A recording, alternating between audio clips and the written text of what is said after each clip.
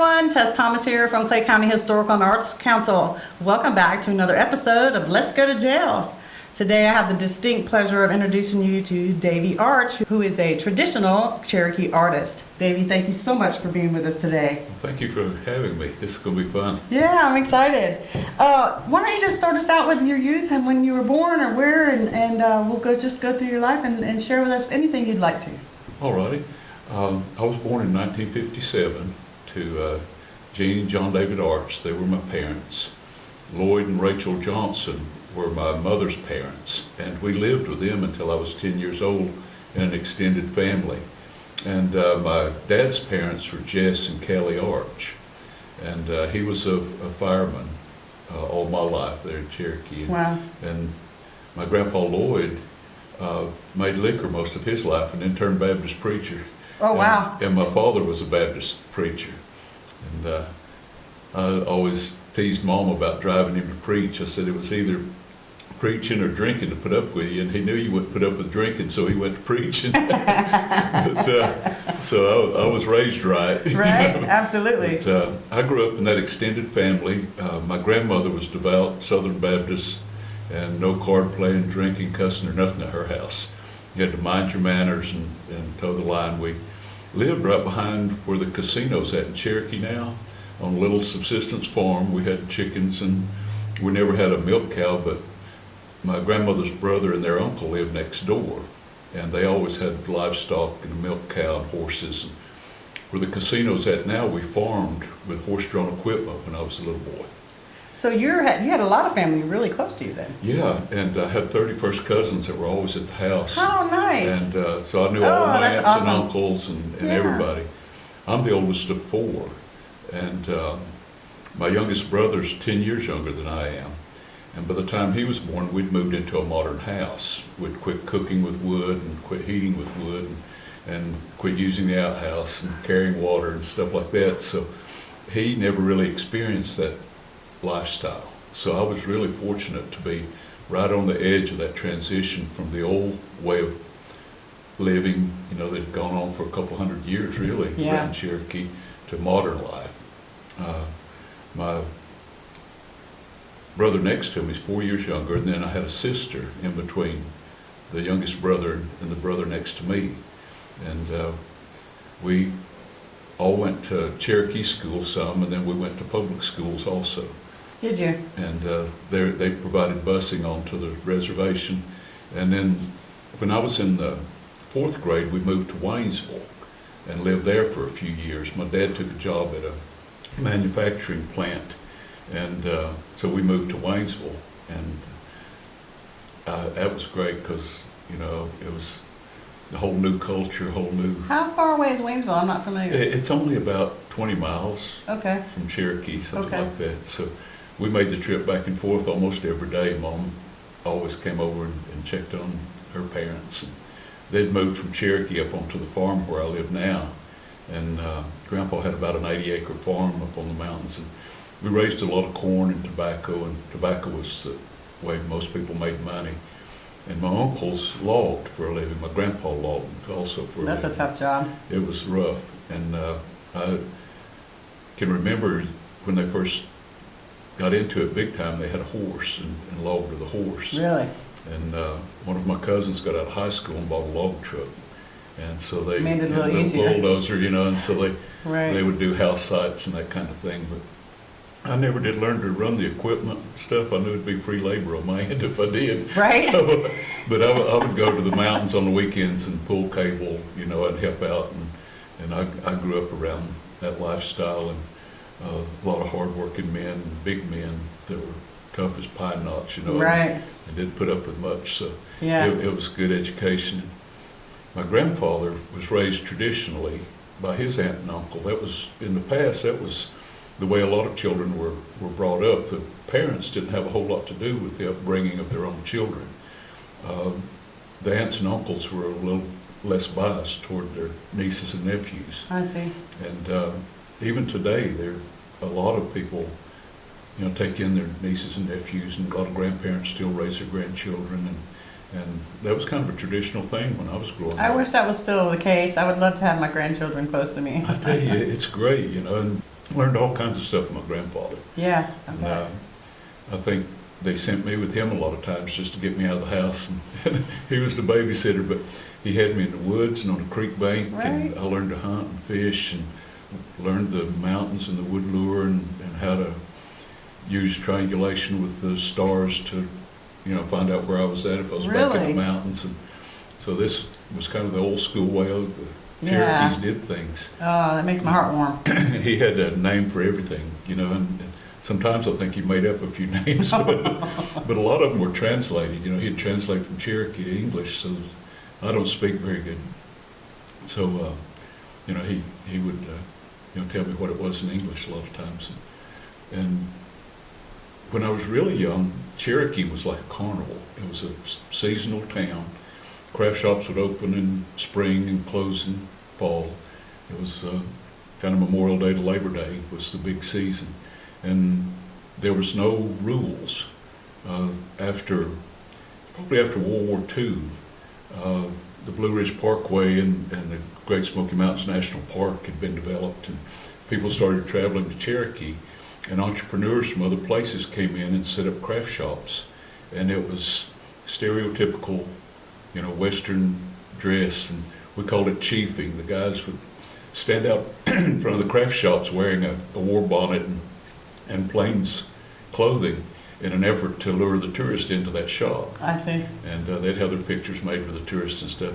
And it was great.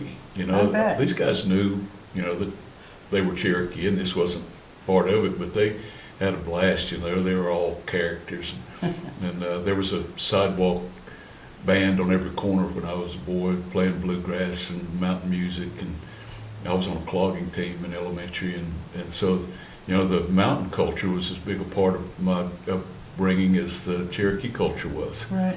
So I tell people I had the best of both worlds. Absolutely. And it was great. And I guess in the 70s and 80s, people started complaining about the craft shops and the gaudy commercialism and the headdresses and the dance platforms and things like that. So there's not much of that exists nowadays. And What a shame. yeah, like I say, we knew the difference, for Yeah. the most part. And Right. it was the outside communities that were coming in and were shocked to see Western. Right, but if they're complaining about it, then they're turning that commerce away also. Yeah, so it So, was, wow, a loss of income. Yeah, and a lot of people would work seasonally in the craft shops. And when I got up into, I was about 12, 13 years old when I started working. And I learned right quick I could do sign painting and murals and things like that around town and make good money. And Right. I began to carve and make crafts. That's what I was going to ask you. How old were you when you started carving? Because I understand you do a lot of carving. I can't ever remember not having a pocket knife. Right. As far back as I can remember, I had a knife. I've still got it's like a Boy Scout knife with multiple blades in it. Sure. And I still have that knife. And for a long time I wore it on a string around my neck. And growing up on a farm, the boys and girls had to have a knife just to, make do on the farms. And so that was just part of growing up. Right. And I had an uncle that was a wood carver. His name was Boyce Allison. And a lot of times on Sunday after church, I'd go with him to his house. And he had a bandsaw and carving wood. And I would cut me out a duck or an owl or a bear or something like that. And then during the week, I would carve that and try to get it finished. And then the next Sunday, he had a spray gun to lacquer and finish the work with. And so I'd try to have my project finished so I could lacquer it Right. the next Sunday and cut me out another project. So, and he was really good about, teaching me the do's and don'ts and wood grain and wood lure and tool use and things like that. And so I started carving utilitarian objects like spoons and dough bowls and things like that. Probably when I was 8 or 10 years old. I know that I'd made a few things before we'd moved to Waynesville when I was 10. And I've got a little dough bowl and a spoon and a wooden spoon and fork that I'd made for my grandmother. From when you were 10? Yeah. Oh, that's awesome. Probably about 8. Right? And I learned that I could make stuff like that and give Christmas presents Sure. to my aunts and uncles and different Those are people. special ones. No Yeah. need a store-bought. Yeah. And then when I was in elementary school, we had a rotating art teacher, and she was great. She taught me batik and block printing and basic sketching techniques. And I'm not a very good graphic artist, but I do a lot of studies for my carvings and sculptures and things like that. To learn how to get the right shadow or... Yeah. Okay. And just work out a pattern if I'm going to cut it out on a bandsaw and things like that. And she was great. She loved horses and taught me how to draw horses. And so early on I carved some horses and things like that, just from her influence. Wow. And so I was exposed to a few artists like that growing up. But everybody in my family did something. The women did a lot of beadwork and basketry and those kind of things. And the men, they all made axe handles and was in the woodshed doing something with tools and wood. And like my uncle carved. And carving was big, and they taught it at schools. And so these were things that was around. Everybody did something, You go to somebody's house and you could tell the kind of the occupation by what was laid around in the living room. If it had basket splits and half-finished baskets laid around, they made baskets. And if they were wood carvers, they'd have a wood shed full of carving wood out back. Sure, and yeah. those kind of things. So I was blessed to grow up in a Yes, community sounds like that. it. And today I teach a lot, and I'll explain, things of how I was raised, and people, it's pretty foreign to a lot of kids now. They're not allowed to have a knife at school. Right. And the whole concept of guns and knives and that kind of thing is totally different nowadays than what it was. So, like I say, I was really fortunate to have been born in the late 50s. It sounds like it. It sounds like an idyllic childhood. And I grew up listening to Elvis and rock and roll and gospel at church. Right. And so I had that influence. And so it was wonderful. Do you play any instruments? I don't. No. I try, but I don't. I never have. I've got friends that try to teach me, and I'm bad to buy instruments and give to kids. Just trying to encourage them. Right. We have the jam programs in most of the towns around Western North Carolina now, the Junior Appalachian Musicians programs. Okay. And they're trying to preserve the old mountain songs and ballads and the mountain music. And a famous fiddle player named Manco Sneed lived right out the road from us when I was growing up. He recorded a lot of his music, and people like Rob Tiger, are familiar with his fiddle tunes and things like that. And then in the 80s, I took a job as a visiting artist and moved to Morehead City down on the coast of North Carolina and worked at a community college for a couple of years there as their visiting artist. And I was artist at large on the beach for a couple of years. Nice. I was ruined. I like the beach. Yeah. I'm going to stick around. Yeah, I love the ocean and the mountains What's not too. to love? When I first moved to the beach, my neighbor was a commercial fisherman and had been raised there. And so he still talked with the old English brogue, and he taught me a lot of the do's and don'ts and introduced me to decoy carvers and boat builders. And being a wood carver, I kind of had a foot in the door with those guys. Right. And so I had a great residency. And my son was only 3 or 4 years old, so he was like this little sponge, and just taking it all in. Yeah. And I learned to fish in the ocean, and that was great. So I've been blessed, and I've had an opportunity to go to Europe a few times with my artwork. And wow. What parts? I worked at Euro Disney for a while. Really? And just sat on the porch of an old country store and carved and made arrowheads. Wow. And for years, when I was, just after I got out of high school, I went to work at the Oconaluftee Indian Village in Cherokee.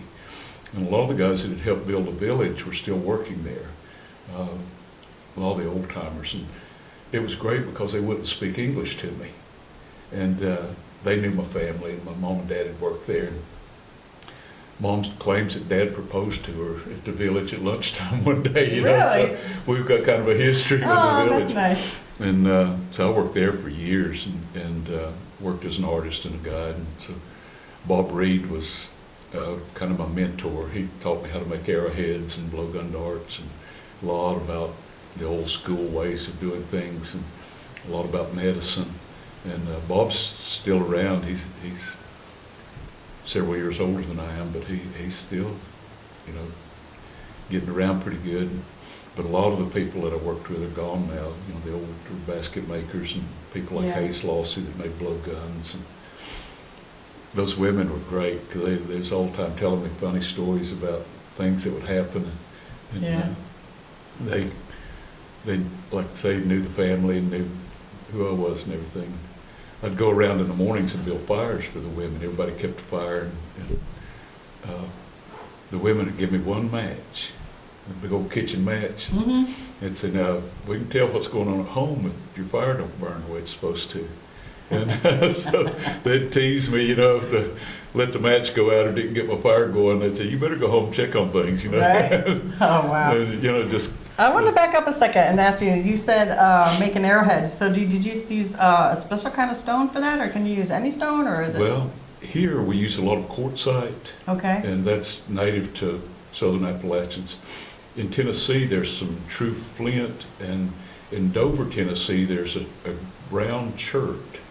And the village would go over there and collect it and bring it back so that we could demonstrate with that. And we had a big collection of artifacts made from it at the museum. And so that was basically what I learned with. When I was real young, before I started working, I'd go up and hang out with Bob and William Lawsey. They sit at the arrowhead section. And I learned to make arrowheads out of glass, just over bottles. And once in a while I'd get a piece of obsidian or something, but just broken bottles is really how I learned a lot of the techniques that I use. I've seen a couple of videos of it, how they kind of just flakes off. Flake the edge, and, very neat. I grew up just using a deer antler and a river stone, just a little cobble to use as a hammer stone to flake the flint into shape. Okay. And I'll make a triangle shape most of the time, and then lay that down or hold it on a piece of leather in my palm and pressure flake with the point of a deer antler. And I can control what I'm doing a little more, and that's how you sharpen the point and make the notches in the back of the arrowhead and get the finished product. Wow. The other thing you said was making blow darts. How did you do that? Traditionally, we carve the shafts out of locust, yellow or black locust. Locust? It's straight grain wood. It's really tough. Huh. And you can fire harden the tip of the dart and make it really effective as a small game hunting implement. We hunted a lot of birds with it. Birds used to migrate by the millions through these mountains. Yeah. And we still, like in February, I'm bad to kill me a mess of robins. People just cringe when I say songbirds. But traditionally it's whatever was in season. Yeah. And our diet would change a lot from winter to summer. In the spring, when the birds migrated, we'd shift to eating birds and fish and wild greens. We didn't have any dairy, so the calcium in our systems came from the greens. And so all summer we were eating what was available. And then in the fall of the year, when the birds went south, we quit eating birds and started eating red meat. We started bear hunting and deer hunting and rabbit and squirrel hunting. And there was probably more animals taken in traps than by going out and stalking and hunting. It's a lot easier to trick an animal than it is to stalk them. Right. But the diet would change, and in the winter we ate a lot of nuts, walnuts and hickory nuts and chestnuts. That was a big part of the winter diet, and we got a lot of antioxidants and nutrients out of that diet that we weren't getting in the summertime. I see. And so it was easy to preserve that type of food by drying, and so we had winter meals that were completely different than the summer meals. Right. And we started gardening about 5,000 years ago in regular gardens. But we planted in mounds. We'd plant corn and then beans and then squash and pumpkins around the base of these little mounds. The corn would support the beans. The beans would act like guide wires to keep the corn from blowing over. And then the squash and pumpkins would keep the weeds from growing up around the base of the corn and beans. And so that was kind of a traditional way of gardening. And both men and women gardened. The women owned the gardens, and they owned the houses and the property, and were heads of clan and heads of household. So a man always married into his wife's family.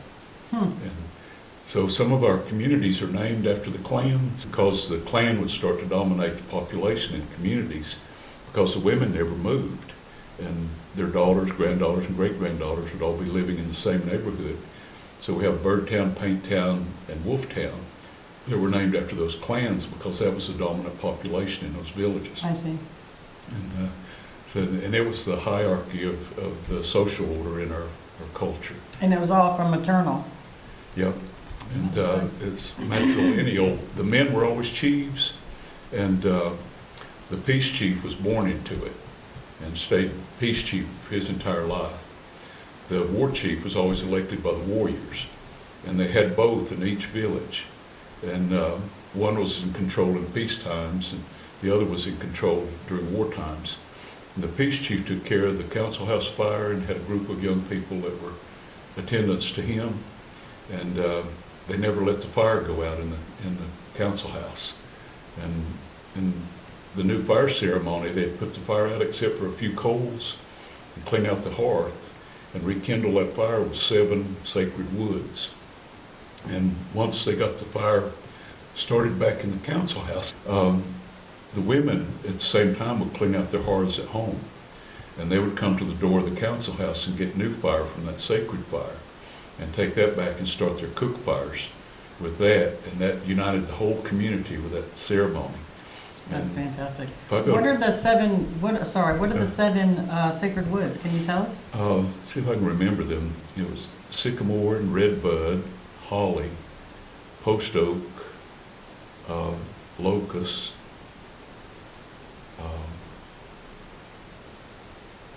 sassafras, and there's another one. But it was woods that you wouldn't expect, Right. to be sacred. I think cedar Okay. was the 7th. A fellow was doing the water route to Oklahoma. They removed some of us on paddle boats out of Chattanooga, and he paddled the waterway with a kayak. And he came to Cherokee, and I got him a bundle of that sacred wood. He took it to Oklahoma. They've got a fire in Oklahoma that's burned for 11,000 years. It was at our mother town of Gadua between Cherokee and Bryson City. And when the removal happened, they took that fire out of the council house there and took it to Stillwell, Oklahoma. And it's never gone out since they built that first fire. And Amazing. they brought the fire off of, we've renamed Klingman's Dome as the Mulberry Place. That's what we called it traditionally. A group of elders had gone back there seeking guidance from the Creator, and lightning struck a tree and set that tree on fire. And they brought the fire back and built the first council house fire to Mothertown. Oh, I got chills. With that That's fire. Cool.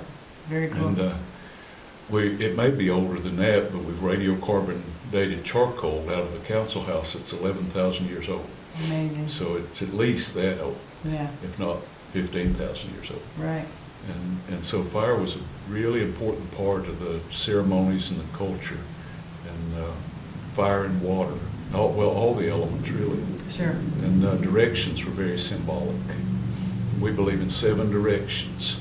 7 was a sacred number and kind of the basis of a lot of ceremonies, and 4, 7, and 12. And it's interesting, all the old cultures of the world have the same numerology in their cultures. Yeah, isn't that interesting?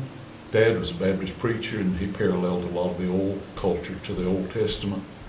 He said the eagle's mentioned like 50 some times in the Bible, and that was a sacred bird. And just things like that. And all the old doctors, I'd ask them how it worked, and they said it's faith-based. There's not but one Creator. That's right. And so they, I believe that. yeah, so that was kind of the way they lived. You mentioned learning medicine. Can you touch on that a little bit for us?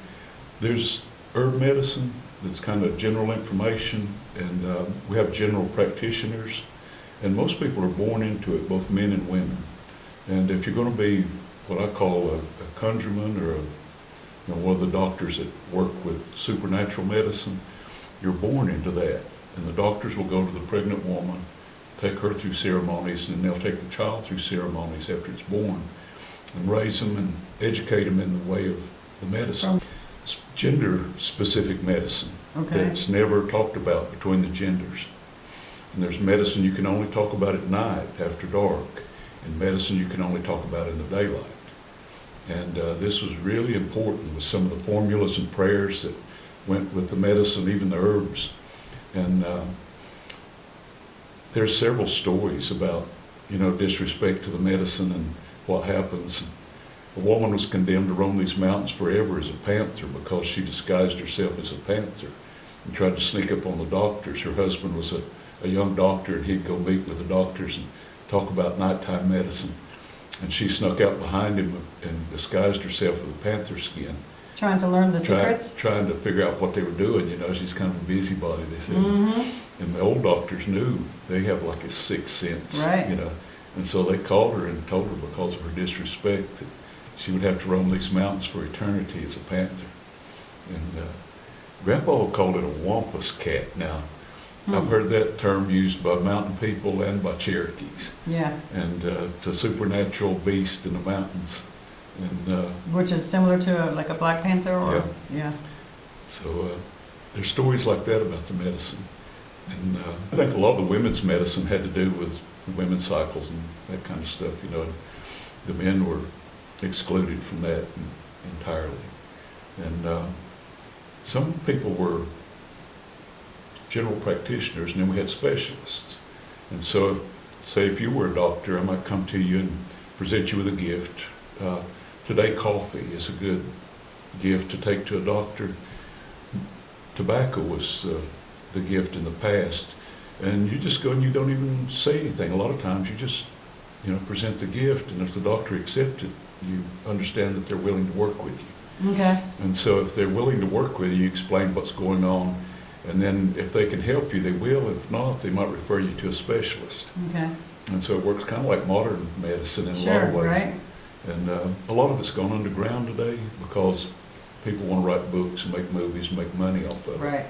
And it's polite to present a gift to the doctor and to offer payment, but a lot of times they won't accept any kind of payment outside that initial gift because it was free from the Creator to be given freely. Right. And it aids the I whole hate that we thing. lost that. Yeah, it was a gentle way of doing business, basically. And I've been doctored by these old countrymen and I don't know really what all happens, I went to a man's house one time. I was having nosebleeds as a child, and he lived in Robbinsville, and we were in Cherokee. Nobody had phones or cars or anything. And Grandpa hired a man to take us to Robbinsville, and when we got to this guy's house, he knew we were coming. And everybody was in the woodshed out away from the house. His family was out there, and he was out there and met us. And he told the guy that took us and my grandpa to stay out there with the rest of everybody. And he took me into his house, and he'd cleaned out one of the bedrooms in his house. There wasn't any curtains on the windows, wasn't any pictures on the walls.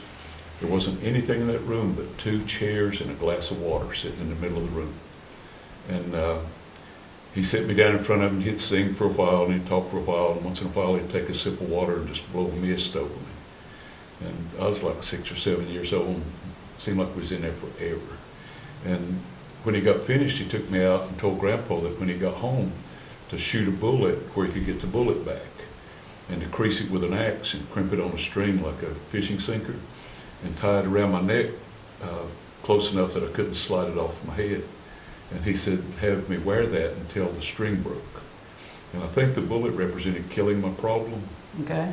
Or something. I don't know exactly how that worked. But it looked like a 30-30 bullet. It was a big old piece of lead. And Grandpa put it on a piece of carpenter's twine. So it lasted a while? It lasted a year. Oh my gosh. That string turned plumb black, where Right, I wore it. right. But I intended to keep it and lost it in the river swimming. Oh. So that's kind of how it works, Right. And, It was done. and if you want something or need to get rid of something, you go to water. And there's a way of washing your face. And a lot of times you'll catch the water going away from you the first 4 times you wash your face. And the last 3 times you catch it going against the water, wash your face. And so the water can bring things to you or take things away from you. Okay. And so that was a really important ceremony. Yeah. And What were the 7 directions? the 4 cardinal directions, northeast, south, and west, we believe in up and down. And the 7th direction we call the Dua, and that's right where your heart's at, right in the very center. Love it. And that's the name of our mother town, because we believe that council house is the center of the universe. And the mound's still there. It had been a dairy farm for a lot of years, and not near as big as it once was. But there was still a townhouse there during the Civil War. And that was after, 30 years after the removal. Right. And but it was still intact, and they say there's still smoke coming out of the townhouse. And Is it still there today? the mound is. The mound is. And we have a lot of ceremonies there, and a lot of stories about stars, naming of the stars and things like that came from that town. The constellation Pleiades, or we call it the Seven Boys, was a story about these boys that wouldn't do anything but play the game chunky, where you roll a stone and throw spears at it. And there was a 5-acre plaza in the middle of that field, or that big bottom, that was perfectly flat and clear, where they played ball and played games. The young men would play, and the old men would sit on the side and gamble. And so by the time you got to be 40, 50 years old, you were getting pretty lethargic hanging out. Right. And, so the men died 20 or 30 years earlier than most of the women did. Wow. Women's lifestyle never changed. They took care of their families, they gardened, they worked hard all the time, and they lived to be in their 80s, 90s, sometimes 100 years old. And if you could keep good teeth or lose your teeth without it killing you, you might live to be 100. Wow. But tooth decay probably killed more natives than anything. No kidding. Abscess was something we didn't have any antibiotics strong enough to combat. And in archaeology, we see the deterioration of jawbone and stuff like that from abscess. It would have been a slow death, but it would cause heart disease and all kinds of stuff, that kind of ongoing infection in your system. Yeah. But we had strong medicine for everything else, and we see in some archaeology where they would pull the teeth, or people, would lose their teeth. The older, grave sites, people don't have teeth a lot of times, or they have perfect teeth, which was genetic, I believe. Right. And That's amazing. Yeah, a lot of natives have the forefront teeth are almost flat, and there's a ridge on the back of the tooth that's a genetic trait. Huh. Today there's a renaissance in the culture. Okay. We're losing our fluent speakers. There was about a dozen died this past year. Oh. And so we're down to maybe 140, 150 people that were raised as Cherokee as their first language and are fluent. I call it fluent speaking. I've got a friend who says you never get fluent, you get competent in being able to, know 600 words or something like that. But today we have an immersion program where the children only are taught using Cherokee language at the academy. And we're having to develop curriculum as we go because there's no written curriculum in Cherokee. And we have to comply with the math and sciences of the state requirements to make this school an accredited school. Okay. Eventually we'll have it all the way through the 12th grade. But the children are great. They grow up being bilingual, some trilingual, because we have a lot of Mexicans and Spanish people that have intermarried. And so they're learning English and Spanish at home and Cherokee at the academy. And these kids are great. I'll go up there to tell stories or something. They say, you can use English. We speak English too. The little kids about this big makes me feel about that big. Right. Is that, could you name the organization again? Is that something that people can donate to and help with your funding? Yeah, it's, they call it the Gadua Academy Language. Gadua? Uh-huh. And that's the name of our mother town. And it's the Language Academy. And we have several young people that are involved now, and then elders too that go there and work as teachers and resource people, and they play games and garden, and they try to do the whole 9 yards. I used to go to Tahlequah, Oklahoma, and they would have language classes in their churches, and a lot of the hymns that they sang would have different words but the same tune. It was the strangest thing when I first started going out there. They'd say same song, different tune, or same tune, different song. Words. And Hastings Shade said that early on after the removal, people could remember the tune and the melodies, but couldn't remember the words, so they wrote new words to a lot of those. I see. And some songs, like Amazing Grace, isn't word for word translated. It's the same tune, but it's a few different words in there. And we sing that in church, and a lot of preachers used to preach in Cherokee and when I was growing up, so that's something you don't hear much about nowadays. Right. And so we're really working hard to preserve the language because that's the core of the culture. Absolutely. There's a lot of things you can't translate into another language because it loses meaning, and the abstract expressions and romantic expressions are things that just lose meaning when you translate them. So, Right. There's no word in English for that. Yeah. Yeah. And so that's something we're working hard on right now. The arts and crafts are being taught in the schools. A lot of families have young people that aren't willing to work hard. It's hard physical labor to produce baskets and some of these arts, and a lot of young people just don't want to commit to that, hard work. And if it doesn't have a button on it, they don't want to mess with it, Yeah, the generations, in just like 3 generations, it's gone completely flip-flop. But what I'm seeing is that they're using technology to support the arts and the culture because they can look it up instantly and get answers to questions. And the Oklahoma Cherokee are great. They've got all kinds of information. And Hastings and Loretta Shade were both speakers. And Hastings would go around and, like, for instance, he might go to a construction site and name every tool, every piece of lumber, the roofing, the way they excavated for the foundation, and he would say all these things and record it in Cherokee so that it wouldn't be lost. It was a catalog of that terminology. That's fantastic. And they've just recently put out a book, his son and Loretta before she died. And I just got a copy of it. I've not been able to read it, but it's called Keepers of the Earth, I think. And but they've got dictionaries, and they're really big. Northeast State University at Tahlequah and different organizations like that are supporting a lot of the work in the communities.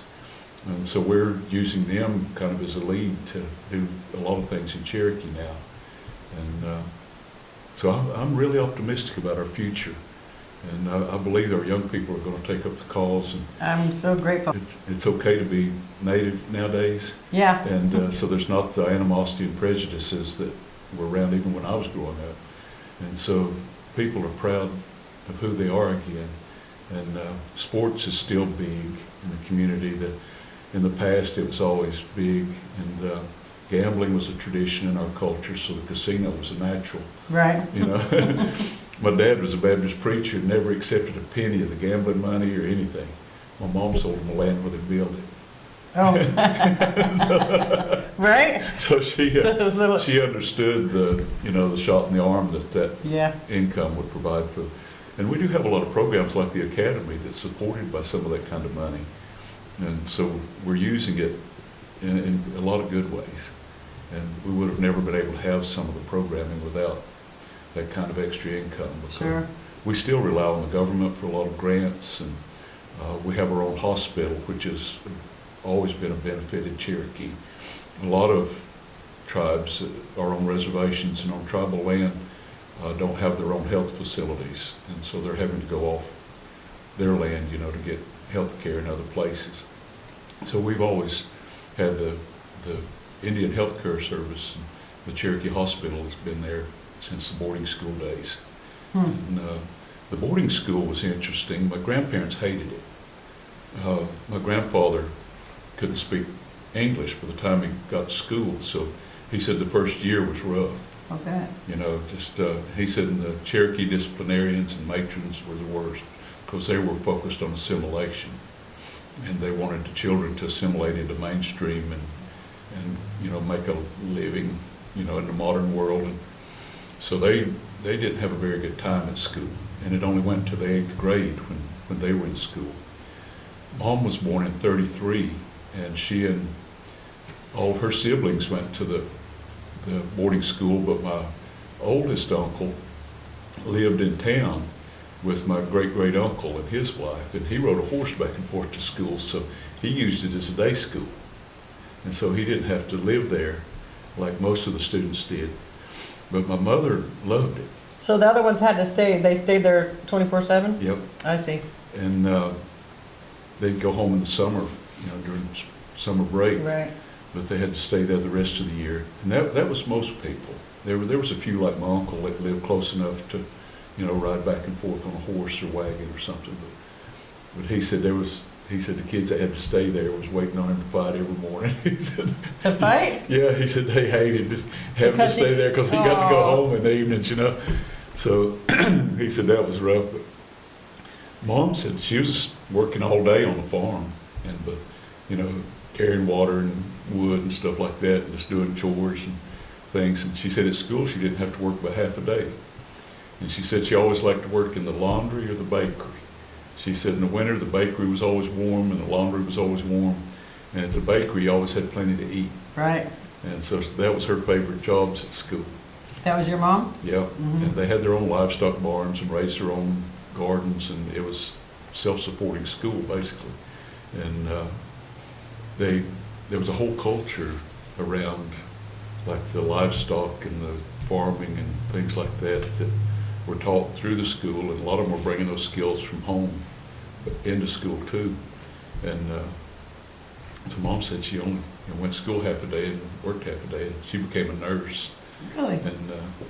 And she said the time she got to school she was smoking. And she said they punished the girls by sending them to the basement of the girls' dormitory. And the old school had been built on a cemetery. And she said you could still see bones in the basement and stuff. Wow. They had no regard for native graves back in the day. Gosh. You know? And she said the girls were terrified of that I bet. place.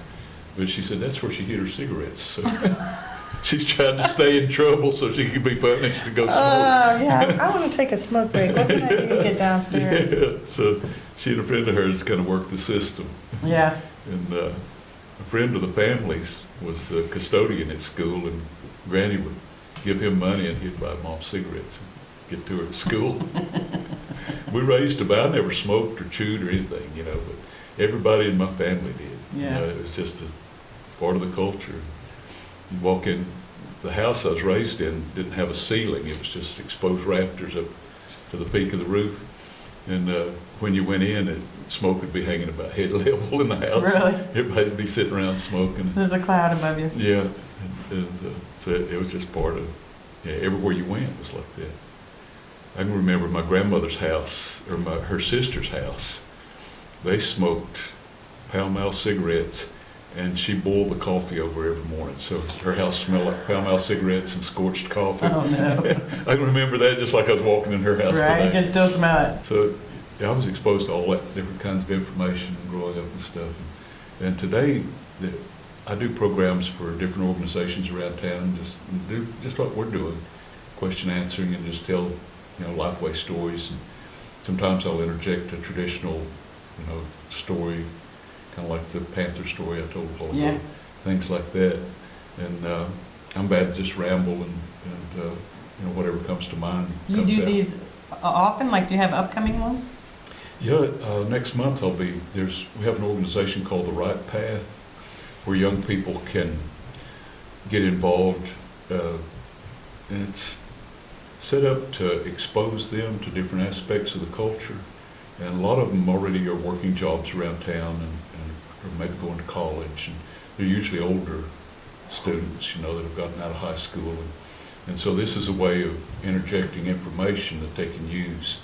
And a lot of times we'll talk about medicine and traditional ways of doing things. And so I'll just go in. Sometimes they'll give me a topic to focus on, and sometimes they just let me run with whatever I'm doing. And I'll usually take the books that I've been reading and working with.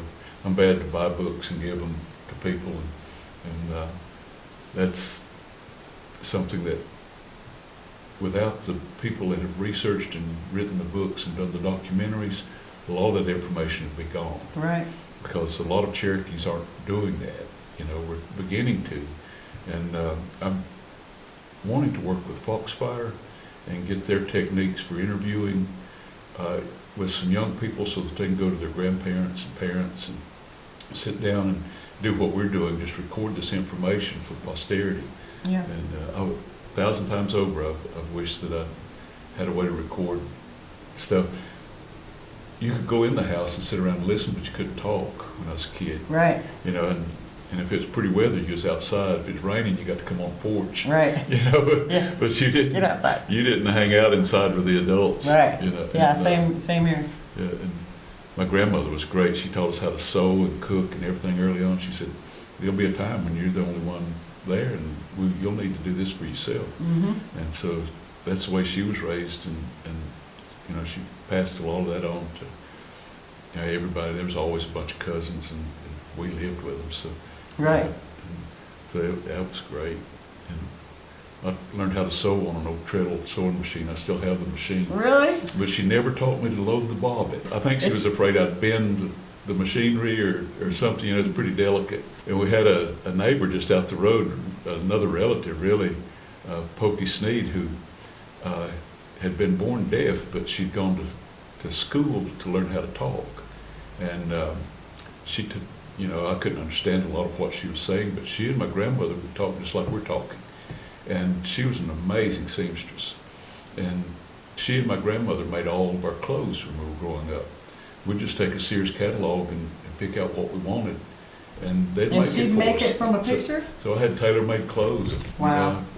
Till I got to be a teenager. Right. And so it was great. And I've got the last that Granny used to make shoes with when her children were young. And Wow. They tanned hides and made their own shoes. And my grandfather said he didn't have shoes until he started school.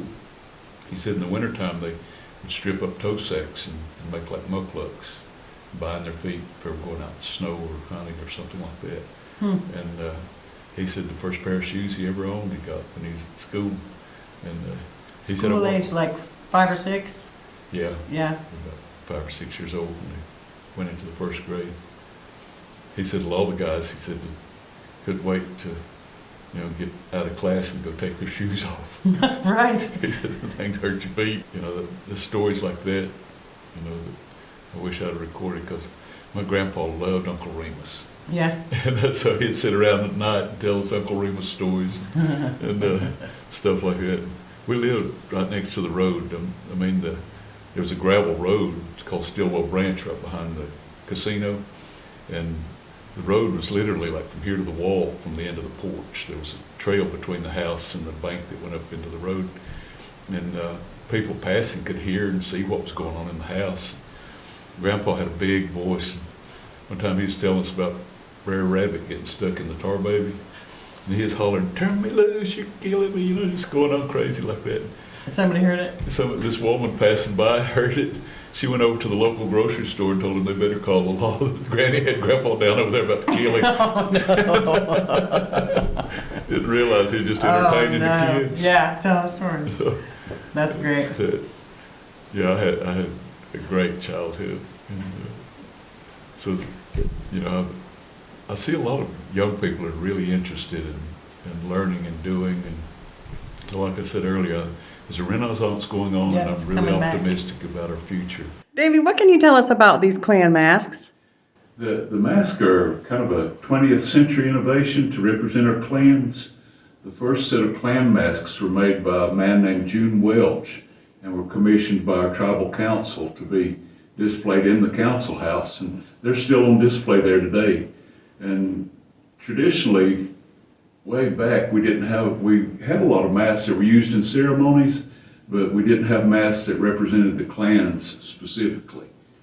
The Klan masks are a good way for a lot of people to identify with that. The clans were the hierarchy in our social system. The women were heads of clan and heads of household. So a man always married into his wife's clan and became a member of her clan. The women stayed the same clan all their lives. The long hair clan, like you see behind me, was a lot of times doctors and headmen and helped take care of the ceremonies. The peace chief a lot of times would be from the long hair clan. The wolf clan were warriors and hunters, and a lot of times the war chief was elected by the warriors, and he would be a member of the wolf clan. And they were the only ones allowed to kill a wolf. They would have to go through ceremonies before and after they went to kill a wolf. And usually they'd blame the death of the wolf on another clan. keep the wolf spirit from exacting vengeance. And the deer clan were the messengers a lot of times, and they were a lot of the hunters and people that managed that resource. And so clans had specific jobs, but they were all involved in the ceremonies, and there wasn't a hierarchy in the clan system. All clans were considered equal. And clans like the Bird Clan were also messengers, and they took care of the bird medicine. All the clans we have medicine specific to different animals and different plants and things like that. So these clans were responsible for that medicine a lot of times. These masks are made by different artists. Pete Long had made the long hair, the wolf, and the deer clan. Lex Owl made the bird clan mask. And William Lawsey made this blue clan mask. He was a strong doctor and knew a lot about medicine. And I have some of his writings that were written in Cherokee. But they were the doctors a lot of times, a lot like he was. He may have been blue clan. And the wild potato were the farmers. And that was a big part of our diet, was the wild potatoes. And they knew the technology associated with agriculture. And so that was kind of a job. In big villages where all the clans are represented, they would take responsibility for these different jobs. And then the Paint Clan was a clan that kept the red ochre that was used by the warriors. They would paint themselves red. And we also painted the dead red a lot of times. They would wrap them in a burial shroud and paint them with red ochre before they were buried. And the Paint Clan were responsible for taking care of the ochre. That's how the redbird got its color. It helped the raccoon escape from a wolf, and as a reward, the raccoon showed the redbird where the ochre came from, and he painted himself red. He was originally a white bird. Wow. And so that's one of the stories about the redbird and why he's red. Now the booger dance was a dance that a lot of times was representing what was going on in the community. Sometimes the dancers would represent disease or violent crime and things like that. And it was a prayer asking for help, basically. And the boogers would disguise themselves, and sometimes they would tell the dancer who they were when they would come into the dance ground, and they'd have these crazy, bizarre names. And the booger is kind of like a witch, or in Cherokee we say skili, and but this was something that was bad, and usually they were representing a house fire, a disease, or violent crime, or something along those lines. And after contact, we started representing other nationalities with the booger masks, because a lot of times the interaction between the white people, the black people, the Chinese, and people like that were coming into our country wasn't very good interactions. Usually they were taking advantage of something and treating us pretty bad. And so this was reflected by the boogers and the booger dances, and these masks could represent those different nationalities. And we also had masks that represented other tribes and Cherokee people. So we had all these different nationalities represented with the boogers. And then sometimes they would be just an ugly, gross mask that would be something that would be feared by people. And a lot of times it was set choreography for the booger dance, but the boogers sometimes would come in and upset a ceremony. Men would disguise themselves, they would turn their coats backwards and put on different kinds of shoes and disguise themselves where they couldn't be recognized by the people. They'd wear these ugly masks and come in and just disrupt the ceremonies. And sometimes they'd be representing other nationalities and be vulgar and just do all kinds of crazy stuff. And I've made a lot of booger masks over the years. Some I've made for collectors that would never be worn. Others I've made to be worn in ceremony. And some masks, like we started using hornet nest masks during the smallpox epidemics to represent the smallpox. And as they came into the dance grounds, they'd peel that mask off of their face, representing how the smallpox was deteriorating our skin. Yeah. And so that's an example of how it kind of works. I was in a dance right at the beginning of the first Gulf War, and they named me Scud for the Scud missiles we were having. Will West Long was a man from the Big Cove community and was a mask maker, Alan Long, his son, and Will Long, his grandson, made masks. Will's still living and still makes masks. And they made a lot. They've got a collection of Will's masks at the museum that he actually used in the dances that weren't destroyed. A plain face can change identity from dance to dance. And so it depends on what the prayer is and what the dancer either calls himself or what the singer calls the dancer as they come in. And so it can be different from dance to dance. And a lot of just plain faces were worn by men and women. And so there wasn't a whole lot of information recorded about that in the past, and a lot of it was secretive. They just didn't want the outside communities involved or misusing it. And so I'm really glad that people like Mooney and Speck recorded a lot of this stuff, because that information would have been lost.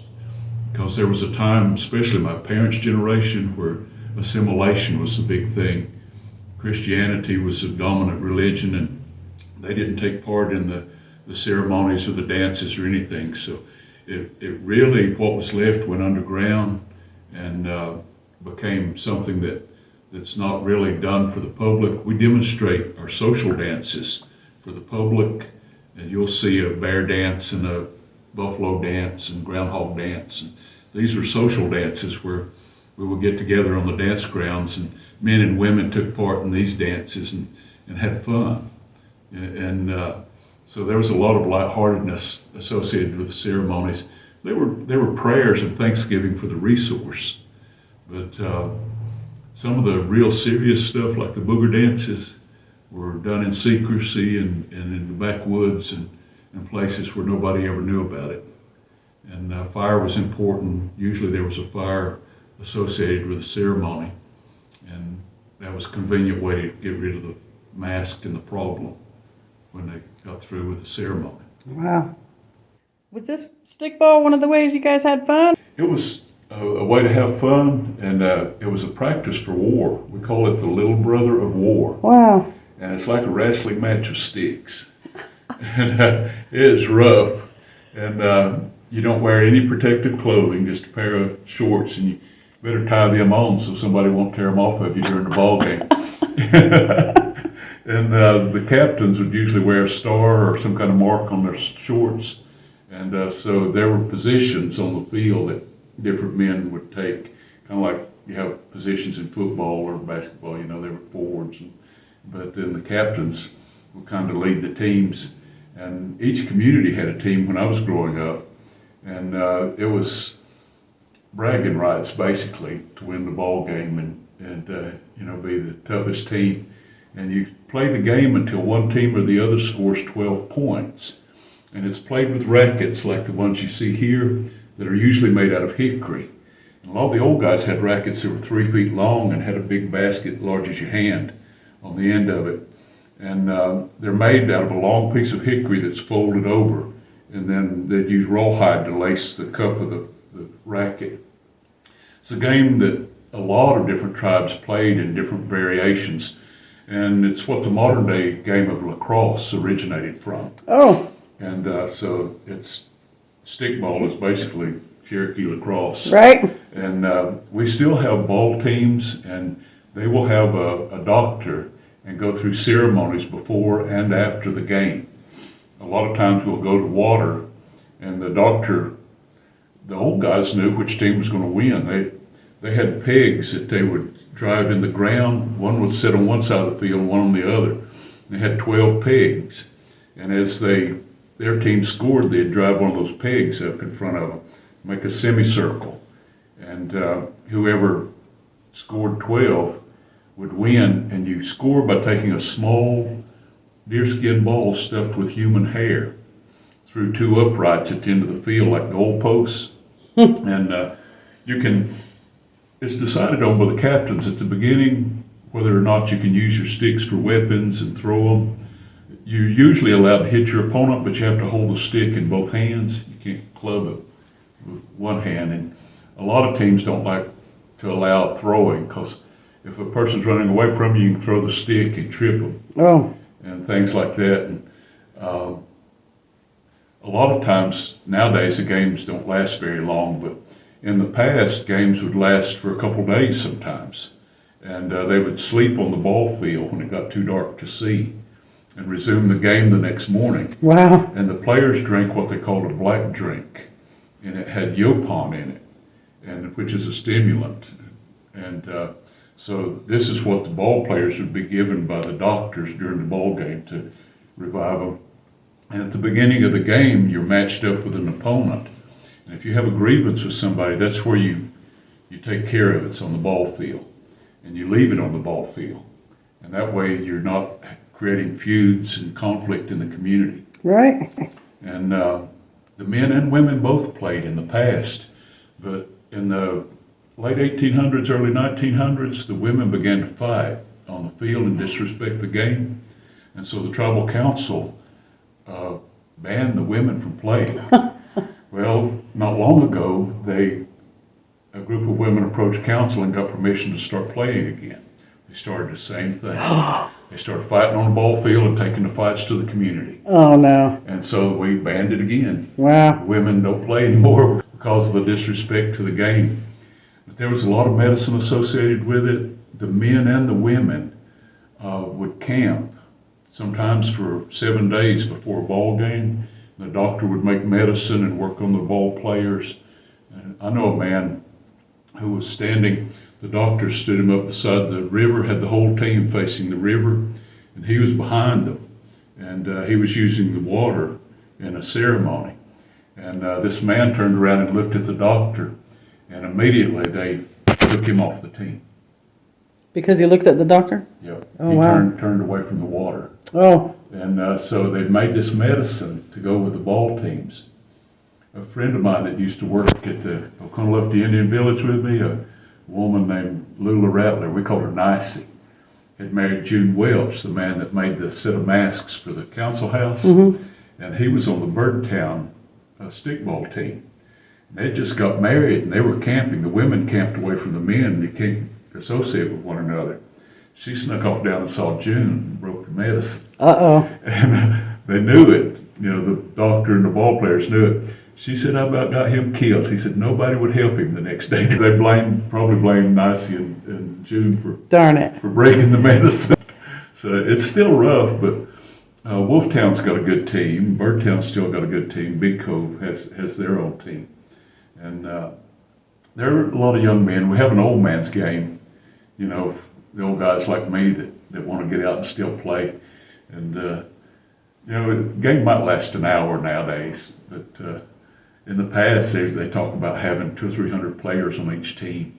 Wow. And, the goalposts being, you know, miles apart. Oh, wow. Things like that, you know. And we won all of northern Alabama from the Creeks in a ball game about 3,000 years ago. No kidding. The Creeks tell the story, we tell the story, and through archaeologists, they've been able to prove that there was a transition and you know, artifacts basically. It went from Creek artifacts to Cherokee artifacts. No kidding. About 3,000 years ago. And that was to keep from going to war. And so we won the game and were able to claim that territory. If it had been the other way around, the Creeks would still be in northern Alabama. And so that was why we called it the little brother of war. Amazing. And there's still a lot of medicine associated with it. Yeah. There's not many people that make the ball sticks nowadays. Maybe a half a dozen people in the tribe. So that's something that we're working on reviving. The lack of natural resources, it's hard to find a good hickory tree that's straight. Some species are dying off because of disease. We use a lot of locust and ash in a lot of ways, and those are susceptible to modern diseases and insect infestation and stuff like that. So just getting good resources is hard sometimes. And they still make ball sticks and stuff in Oklahoma the same way we do out here and carry on the tradition out there. We're all the same people, even though the government, you know, has separated us, and they're the Western band and we're the Eastern band. And but we're all related and came from the same place, basically. But it's a lot of fun to watch. Big game that we gambled on in the past.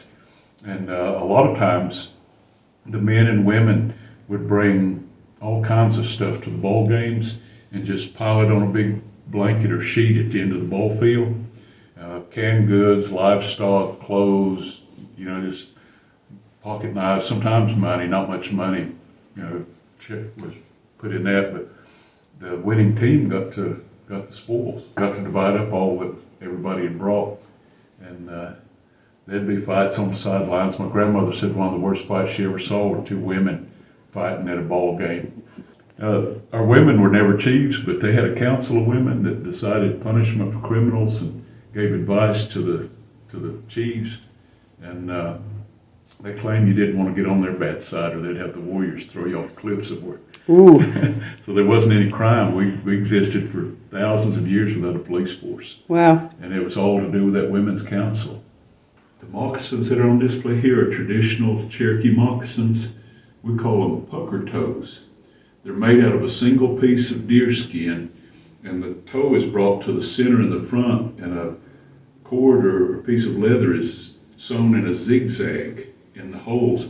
When you pull that, it puckers the seam together. It makes almost like a zipper looking seam coming up the middle of the moccasin. And this was traditional in our culture for thousands and thousands of years. And the moccasins are usually made from brain tanned deer skin. There's enzymes in the brain that help preserve the leather, and it makes really fine leather. And people are getting back into that these days. And they claim everything in the world has a brain large enough to tan its own hide with. But that was the technology of the day. And moccasins, some of these have glass beads on them. After we started getting trade beads and ribbon, and we love silk ribbon and bed lace and stuff like that to decorate our clothes with. The men had what I call the peacock syndrome, really bad. We like to be fancy and look good. And our lifestyle was conducive to wearing fancy clothes. Women worked hard and their clothes were a lot more plain and simple a lot of times. And we didn't wear much in the summertime, but the winter clothes were really warm and comfortable. And they claimed that when a warrior was going to battle, that he would take a pair of moccasins for each day that he was going to be gone. They ran everywhere they went, and they'd run a pair of moccasins off every day. Wow. And just wear them out, And so, I can't imagine sitting down making, 20 pairs of moccasins. I've heard stories about the warriors taking a young man with them to carry their arrows and their moccasins. They would maybe take 300 arrows with them. And there's a place in Robbinsville, just outside Robbinsville, it's called where they made their arrows. A group of Creeks had camped there and made arrows at the canebrake. And the Cherokees named it where they made their arrows. And they were usually shaft was made out of cane and then tipped with arrowheads and fletched with different kind of bird feathers. And the moccasins were different from tribe to tribe. Usually the moccasin footwear was conducive to the environment that the people were living in. And so up north they had a lot of high-top moccasins that were fur-lined and especially the winter wear. Ours were the same way. We'd turn the hair to the inside for the winter moccasins a lot of times so that they'd be warmer, more comfortable. And the village, people that lived in villages and people that had the resources were the ones that made stuff like that. And I think a lot of times, like my grandfather talked about taking toe sacks and stripping them up and wrapping them around their feet in the wintertime, making kind of like mucklucks to be worn in the snow. I think that was going on for thousands of years, that you scrap leather, and we had textiles made from different plant fibers that go way, way back. And weaving was a big thing in our culture, and both men and women did it. And nowadays it's mostly sashes and small pieces, but in the past they'd weave big weavings and sew them together for blankets and shawls, and women wore wrap skirts made out of bigger pieces of weavings. And so that technology was something that goes back, and I think a lot of times they would use worn out blankets and stuff like that and recycle that into footwear and different clothing objects. A lot of times I've talked to a lot of old doctors and different people that I've worked with, and all the old timers that were around when I was young, and they believed that we modeled a lot of what we were doing after what we observed in nature. So what was working for the animals and the birds and the fish would work for us if we applied it to our lives in a lot the same way. And I think a lot of the numerology came from that. 4, 7, and 12 are repeated in nature quite a bit.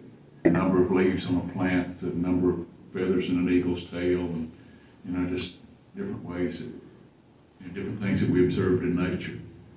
Basketry was a vital part of the culture in the past, and we've been able to record through archaeology that river cane basketry and river cane mats are part of a culture that goes back thousands and thousands of years. The double woven cane baskets were used for everything, and big storage baskets like the one on display in the case here were used to store grain and all kinds of household goods. And both men and women would make baskets.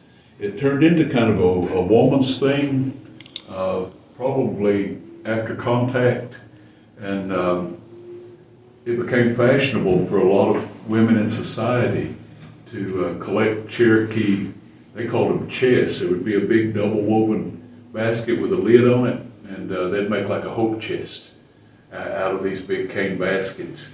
And so we developed an economy around the basketry, way back late 1700s, early 1800s, when it became fashionable for the women in Charleston and places like that to make a hope chest out of a Cherokee basket. And today, it's mostly women that weave the baskets, and it's hard physical work to prepare the material. We'll go to the woods and cut the white oak, or go to the river and gather the cane, and then you have to split it down and work it up into the strips that you weave the basket out of. And after you get the splits made, then you have to dye it. We use natural dyes like butternut and walnut and bloodroot. Butternut bark is the only thing that will dye black. Black walnut bark dyes a dark brown, and you can use the tree bark or the root bark or the hulls off the nuts.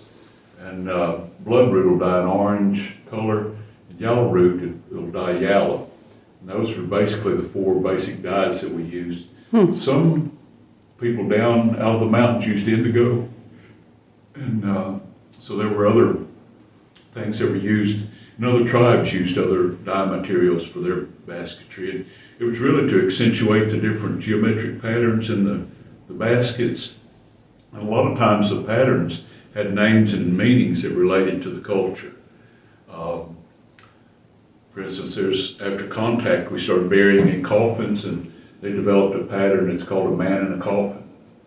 And cross on the hill, and the chief's daughter, and it's all geometric patterns that you'll find in weavings around the world. This basic geometry really that's being applied to that art form. Wow. And they're become really expensive these days.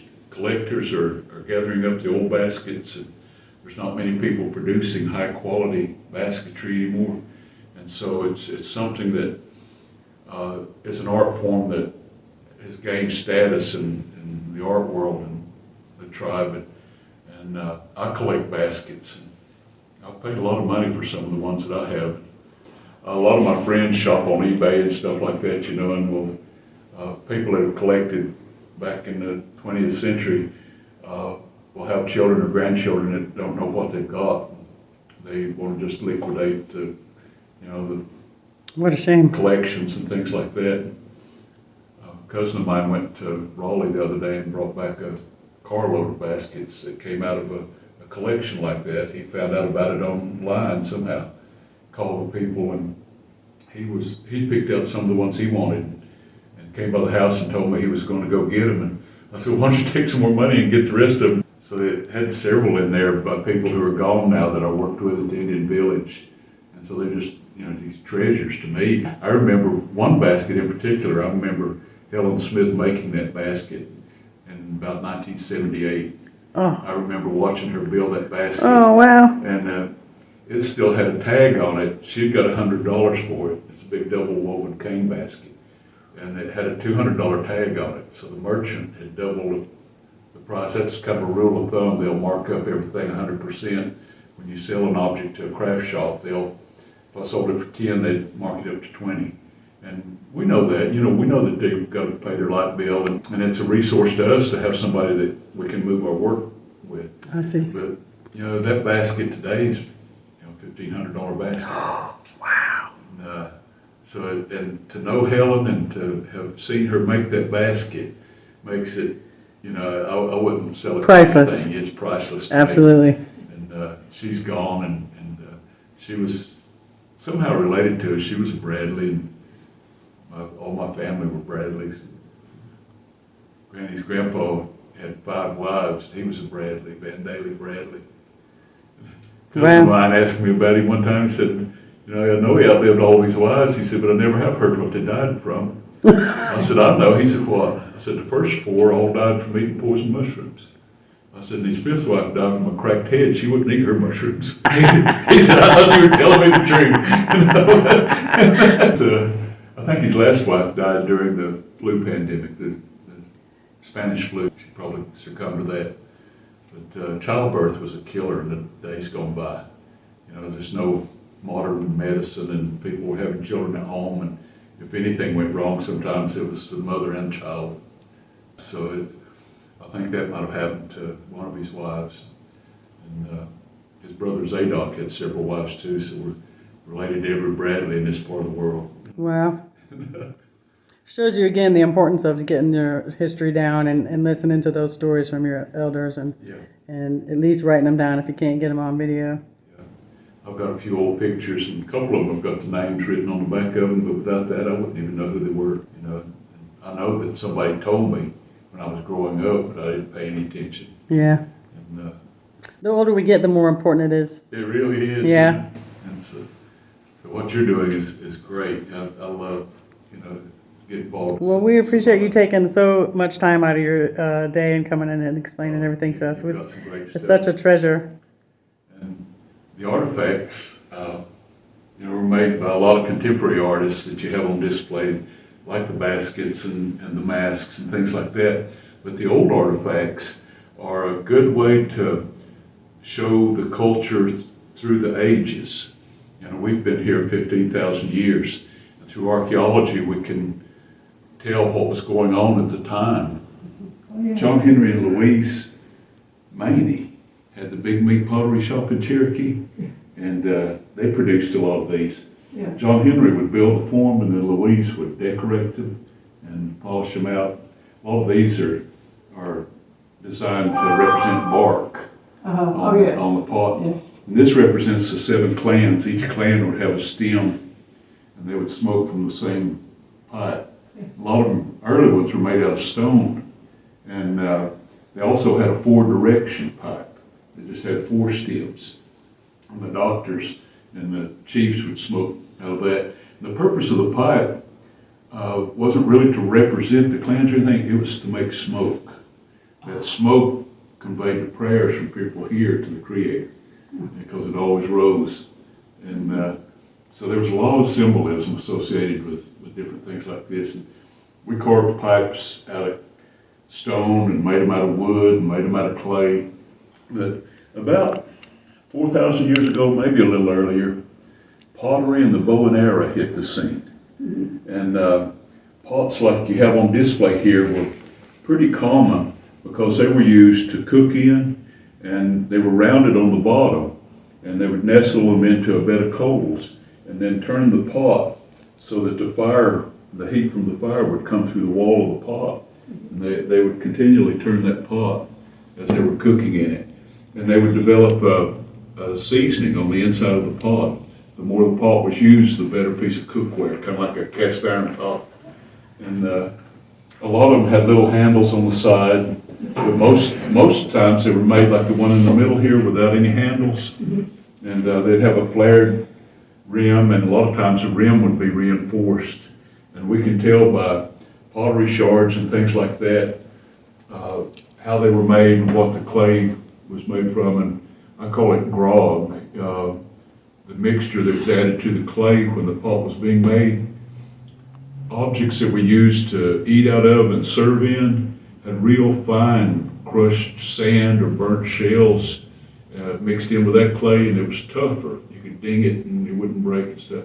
The big cook pots had a coarser grog in them so that they could expand and contract in the cook fire without the thermal shock breaking the pot. And so that technology, I wonder if it didn't come from Asia, because the technology spread across the Americas like wildfire, kind of like computer technology nowadays. It wasn't long till all the tribes North and South America, you were using the bow and arrow instead of the spear thrower. And you could learn to shoot a bow and be accurate with it and be more proficient with a bow and arrow than you could with a spear thrower. It took a lifetime to get good with a spear thrower. And so that was something that I've wondered about a lot, talked about with archaeologists and different people, why these two technologies came about at the same time. A lot of people think it was trial and error. And we have stories about how pottery came to be, like the dirt dauber was the one that made the first pottery. And a girl got mad at the dirt dauber and threw his nest in the fire, and it fired the clay that he'd made his nest out of. And it didn't, she got mad because it was still there the next day and threw it in the water, and it didn't dissolve because it had been fired. Nice. And that's the story of the origin of the pottery in our culture. Nice. Each tribe has their own origin stories like that. But like I say, I'm wondering if it wasn't technology from Asia that came across the North Pacific and came down, because we see, and there was a lot of people coming across the North Atlantic. We're finding archaeological sites underwater about 30 feet deep along the East Coast that are Clovis and Folsom sites that are some of the oldest archaeological sites. And the closest Clovis site to the Bering Straits, 2,000 miles in Russia. So it makes you think, everybody thinks that everybody came across the Bering Strait, came down. I believe they were coming from all directions. Yeah. And the North Atlantic was froze just like the North Pacific was, and people were circumnavigating the ocean. They were following the coastline on both oceans. It's something that fluctuated. In prehistoric times, there was an ocean between the Rockies and the Appalachians. Right. And that's why there's so much flint between the two mountain ranges. It was silica that was formed in limestone at the bottom of that ocean. A lot of the artifacts you see, the arrowheads and things like this, are made out of quartzite. That was the common material that we used for flint knapping and tool making. There is some flint, true flint in Cherokee country, like the black on the end here. There's a big deposit of that right along I-40 as you go out of North Carolina into Tennessee. And you can find it in those fields over there. You find a lot of smaller, people call them bird points because they're small, but they're little triangle points. Those were war points. A war arrow was a one-shot deal. You didn't want to run out to the middle of the field and get your arrow back. And so they made little arrowheads and designed them so that they would kick off the shaft when they hit the enemy and create more damage. And so That's fascinating. yeah, and so each tool, and arrowheads were about an inch long, maybe 2 inches long to max. Anything larger than that was a knife blade or a spear point. And a 2-inch arrowhead, you'd have to have 80 or 100-pound pull bow to shoot that and be effective with it.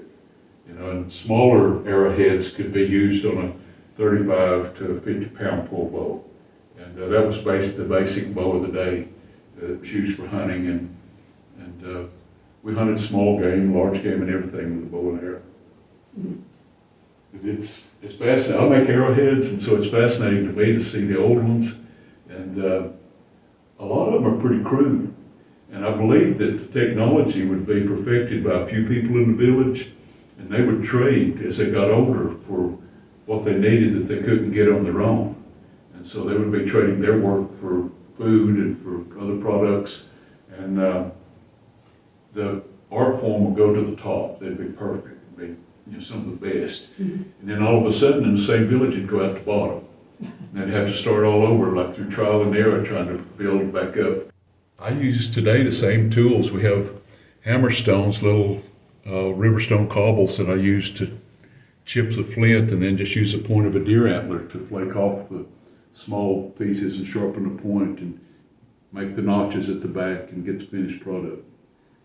And with a good piece of flint, I can make one in about 10 or 15 minutes. Really? Oh, Yeah, I'll just strike a blade off of a core and then chip around the edge and get a triangle shape, and then use my deer antler to pressure flake the notches and serrate the edge. Impressive. But I've made them all my life. You know, these little bitty ones were the war points. This little triangle points like that. And they were tied onto the arrow shaft so that when they hit, they would kick sideways. And you'd have to cut them out and dig them out, you know, if they didn't kill you. And we find on battlefields thousands of those. You know, and so we knew it would have been a big battle. oh, yeah. The technology was widespread. The celts and the axes were made by grinding stone, and they were made out of a variety of stone. A lot of the axes were made out of granite, which is pretty hard rock, and they would grind the edges of them, and sometimes they would stick them in a limb and let the limb grow around them to make the handles, so that they'd be really in that handle. How smart. Yeah, and so it might take a couple of years, so they were patient people. Yeah, definitely. And there's like a pipe right here made out of soapstone or steatite. After contact, a lot of men started smoking for pleasure. They quit using tobacco. It became less sacred, and the Europeans loved tobacco. And so they introduced a lot of what I call tavern pipes, and we started making pipes the same way. This is a clay pipe stem. Now, we did make medicine tubes. They were made out of stone and out of clay, and they would pack different mixtures of herbs and tobacco in those and smoke them like a cigar. And they would use different plants for different things, like mullein, the plant that looks like a tobacco plant. Yeah. Now, they use that as an expectorant. Oh, yeah. You'd smoke that, it'd make you cough your lungs up. And so that was used. I use it, I don't smoke and use it for an expectorant, but it's good for sprains and sore muscles and things like that. You could take a mullein leaf and soak it in boiling water and just apply it hot to the affected area and bind it with a wet hot towel. Do that a couple times. I use mullein and comfrey the same way. And comfrey tea is a good tea that a lot of the old doctors used, and they drink a cup of comfrey tea every day. Sally Bradley lived to be 105, and she drank comfrey every day. So Wow. there must be something to it. Right? But yeah, I love looking at the old artifacts. We can tell, you know, stuff like glass beads and different kinds of glass and metal tools and things like that. After contact, these things became popular. Musket ball, guns, we became a gun culture overnight. We loved guns. And there was a big economy with deer skins and animal skins. That's why there's no buffalo in the southeast anymore. We got rid of them pretty quick because of the animal skin trade. I read an article not long ago that there was over 250,000 deer skins shipped out of Charleston, South Carolina in one season. And so this was just one port, shipping them back to England. What happened, the frontiersmen figured out that buckskin clothing was a lot more durable and comfortable than, you know, the cloth that they'd been used to wearing. And it became fashionable for the upper crust of the Europeans that fox hunted and rode to wear buckskin breeches and riding gear made out of rain tan buckskin. And that's where the term buck for $1 came from. Traders would want buckskins because they were bigger, thicker skins, and they could get more for it on the market in Europe. And so for a rifle, you had to stack up enough buckskins as tall as the rifle was to get a rifle. It cost you 10 buckskins for a linen shirt. We love those linen shirts, especially the men. Like I say, we were fancy, and bed lace was a big trade item, and silk ribbon. And so, you know, you'd decorate your clothes and your blankets and stuff with that kind of lace and try to be as fancy as you could get. So that was a big economy. And but the traders would say $10. We still say $10 Right. for a McDonald's hamburger. But Well, yeah. the economy's really changed. Yes, definitely. Yeah, I don't think they'd take a deer skin if you went in and tried to trade it for a hamburger. Well, I'd hope you get more than one burger for it. I tell you, if you ever brain tan the skin, it's a nasty, stinky mess. Yeah. And, Take a long time. Yeah, you gotta flesh it and then you gotta apply the mixture and dry it and stretch it and then hang it and smoke it. And once you get those fibers to absorb that stuff and break, well, I call it breaking it and getting it soft again, then it stays soft. You can get that leather wet and it won't get hard like, chemical tanned leather. It makes real high quality leather. So a lot of people are learning how to do it again.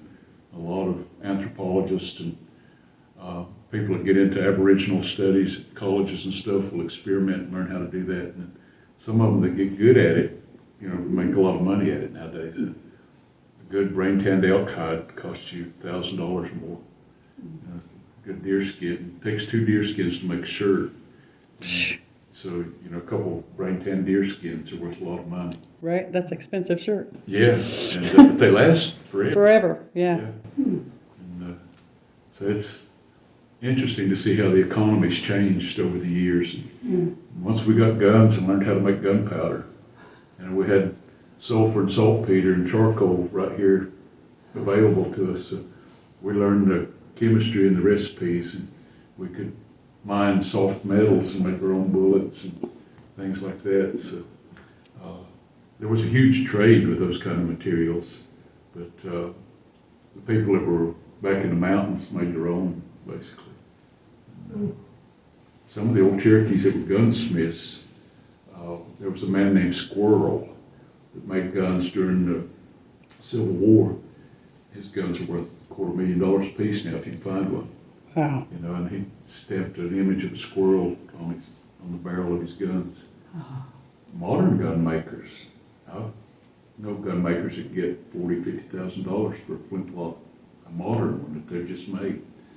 But they're making them the old way. They blacksmith all the parts, and it's an art form that's really dying out. Like a lot of things, it's hard work. Takes a lifetime to develop that kind of expertise, and it's something that fascinates a lot of people, but they don't want to put the time and effort into it to get proficient at it. They'll experiment with it. I do that a lot. I play a lot and experiment a lot with different mediums and stuff. I love clay. It's the most forgiving medium. If you don't turn out right, you can just squish it down and make you another one. And so I love pottery. We researched a lot of the old pottery and developed a potter's guild in Cherokee several years ago. And people like the Big Meats and Amanda Swimmer and some of the older potters, were involved in getting that going. Joel Queen and I were the only 2 men that took part in the organization of the guild. And we researched and figured out how to do it traditionally. And so we still pit fired, hand build, and a lot of the big pots are coil built. Yes. And a lot of the small stuff like this are pinch pot kind of construction. And the tourist industry helped save the art form. When people started collecting Cherokee pottery, we had an outlet. We'd quit using it to cook in and for utilitarian wear. So we started selling it to the tourists, and it helped to preserve the art form in the tribe. The Big Meat family that made this pot and the large 7 clans pipe are a family that were left here to make pottery for the people that remained after the removal. So their family are traditional potters from way back. And Louise and John Henry produced a lot. Louise's sisters also made pottery, but they had a shop in Cherokee called Big Meat Pottery, and they produced thousands of pieces. And their stuff is really collectible nowadays. This is $200 or $300 piece of pottery right here. Wow. And because they're gone, they're not making anymore. And Nancy, their daughter, collects their work. I've got a few small pieces. I've got a little owl that they made and just a small round pot that they made. And they developed a process of firing a lot like raccoon firing. John Henry would throw a lot of the pots on a wheel, and then they would carve them down, and he would get the basic form built up. And then they would carve them down. That was kind of a traditional way of shaping the pots, and then burnish them and decorate them. And then he would fire them in a kiln a lot of times, and like bisquing a piece of pottery, they're unglazed. And then he would put those pots into a oil drum or trash can full of combustible material, newspaper or leaves or something, and seal it up so that the pots would be hot enough to ignite the material. But he would seal it up and not let oxygen get to it so it never flamed up. It just smoldered, and the carbon from the smoke would embed into the clay. It's real porous, and that's where you get the jet black from. Now, a pit-fired pot will be multicolored. You can see the blazes up the side, and a lot of times the carbon will burn out and you get the lighter colors. Sometimes I'll lay sticks around the pot after it starts to cool and let them flame up and create a blaze up the sides of the pot. Right, like that. Yeah.